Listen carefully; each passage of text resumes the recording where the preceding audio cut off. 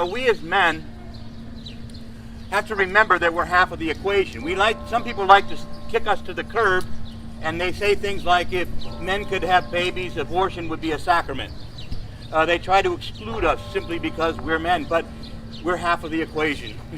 But that also doesn't mean that we have a right to the conversation. But before the conversation, before the abortion and what leads to the abortion takes place, we have to be men and be half of the equation. And we hear and we see that all the statistics say that 85% of abortions are performed on single women. That means that an act of fornication preceded the abortion. And men, I think, are more than half of the equation, if I do say so, knowing how men can be.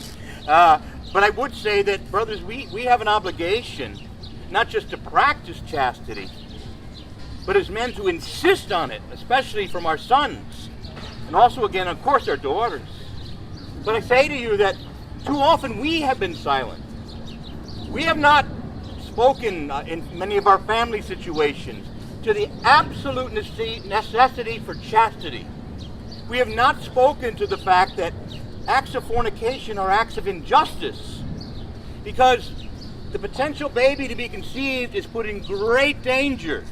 First of all, of just simply being outright murdered. And secondly, if that baby does survive, is often raised in less than ideal circumstances. It is an act of injustice as well as a sin of lust to commit the act of fornication or adultery. We have to begin to insist on this more as men, hold each other accountable, and in every way, we have to then insist in families. Many of you are old enough to be grandfathers. Your children may be raised, but you got grandchildren, and we've got to be much more explicit and talk about this. So on this Men's March, I just want to say that, yes, we need to be part of the conversation, but we need to be part of the solution. And our women deserve better than our lust. They deserve better than our paying to get abortions. They deserve better than being taken to an abortionist.